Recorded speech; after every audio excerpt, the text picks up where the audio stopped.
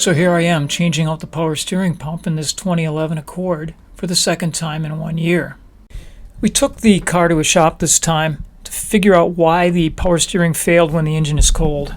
Their tests revealed the pump was failing. The pump we put in last year had a limited lifetime warranty, so we're going to get a new pump and do this again. The shop also noted that there were flecks of metal in the reservoir and they did a flush. I'm concerned that the air may not have been properly bled out the first time. This time I'm going to bleed it using specific Honda instructions. So jack it up so the wheels are off the ground and turn the steering wheel all the way to the right.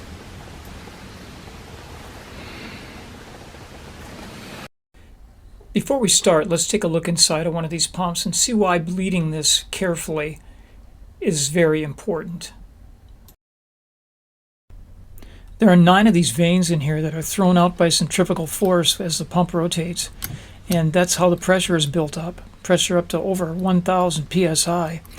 And with air in there, they very well can start wearing. Little shards of metal might break off, and the pump will wear out prematurely. So next we're going to put Honda fluid in there. It should be up to the lower or cold line. Now, without starting the car, slowly turn the wheel from lock to lock while this level is monitored, adding back fluid if it does drop below the line.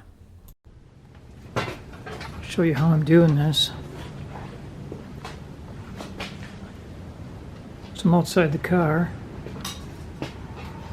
Got the wheel way over here. And while I turn it,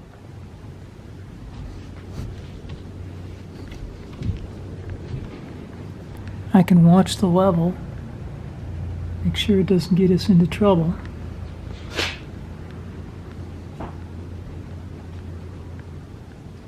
And then back. I'm calling this one cycle of steering wheel rotation, getting us back to the right side lock.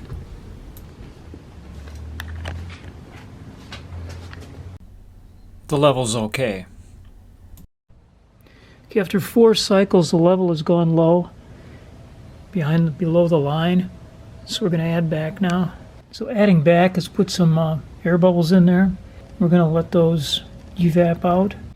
Okay, the bubbles are clear, and now we're going to resume cranking it from end to end while we monitor the level again.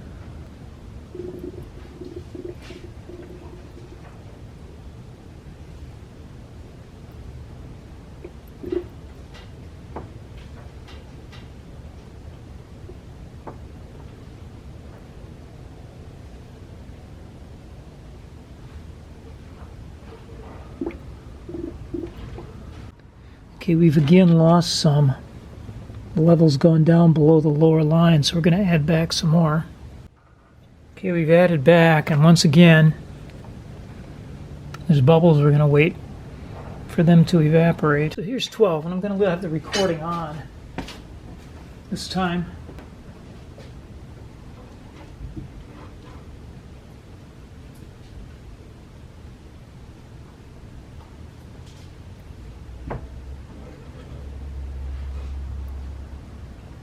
And that's far left stop. And here we go back to the right.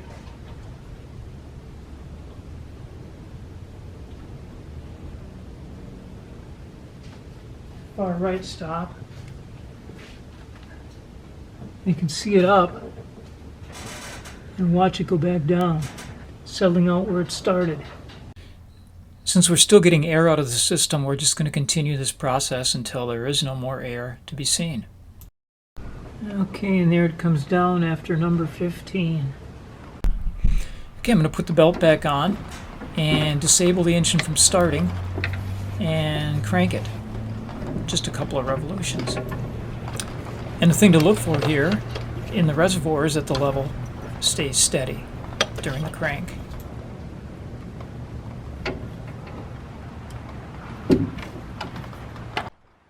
Okay, we're going to pull the fuel pump relay. It's not in this one. It's in here.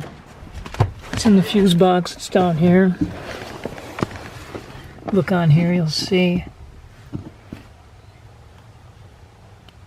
It's number 9. Number 9 is that yellow one. 20 amp yellow one on the right, 4 down, so pull that one. Okay, it's time to hook the battery back up. Okay, now we're going to crank it a couple times. Remember, we have the fuel pump relay out, so the car can't start. Okay, the fluid level did drop. Just a small amount, 1/2 inch, 3/8 of an inch. So we're going to continue to crank the wheel from stop to stop. Okay, we turned it by manually, lock to lock, 5 more times. Now we're going to crank it again and see if it still goes down. Okay, we lost just a slight amount of level that time below the line, so we're going to add back. Okay, now that we've done this over 20 times, we're going to put a vacuum on it for a few cycles. And you're going to need a couple of things. First of all, a good vacuum pump and an adapter kit that will fit power steering. This is the one we're going to be using, along with this separator bottle. Testing to make sure it fits into the reservoir.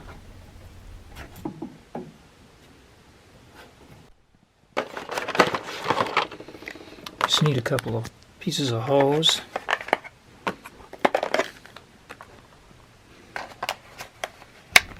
Hook this tubing up to the cap to direct the flow if it does pull some fluid out. That's Mark II pump. So you put in a section of hose here. It'll go to the pump, and the other section will go here to the fitting. It's all ready to go. It looks like this. Okay, we're going to do a couple cycles now with the vacuum hooked up. What we're going to do now is we'll just pump until we get about 20 inches of mercury in here. So we're at 20 inches of mercury.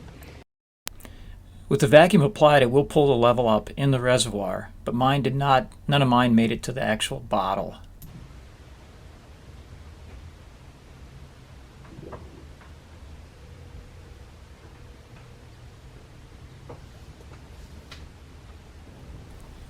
What's surprising is that after 15 or 20 cycles of turning the steering wheel, when I put vacuum on, I'm still getting bubbles.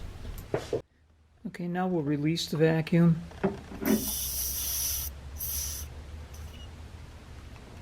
We'll get it up to 20 again, and then crank it a few more times by hand from stop to stop, so we can't get the rest of this air out. There's still got to be a little bit in there yet. Okay, I'm going to go turn the wheel.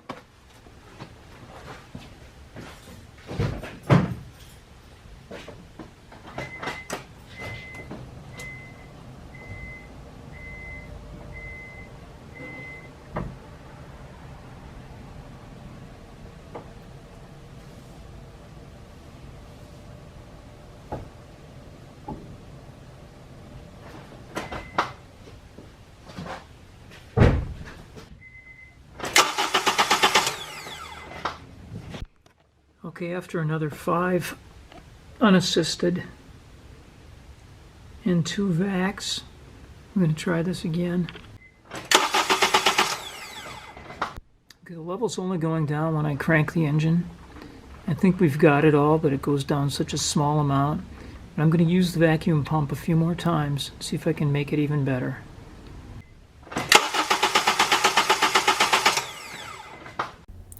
So we've completed 40 wheel cycles, 10 with vacuum assist. Amazing how much it takes to get the air out of a Honda system. Put the relay back in, turn the wheels forward, and set it down for the final test.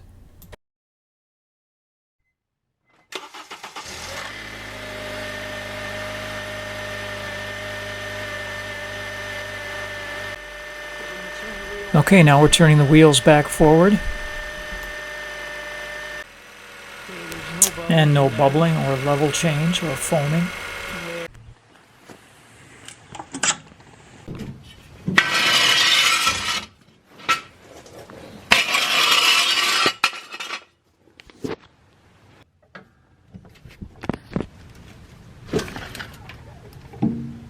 Okay, now we're going to start it up and turn the wheels left to right, side to side.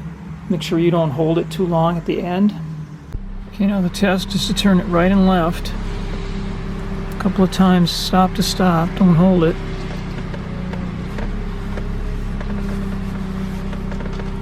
Should turn smoothly. Good power assist.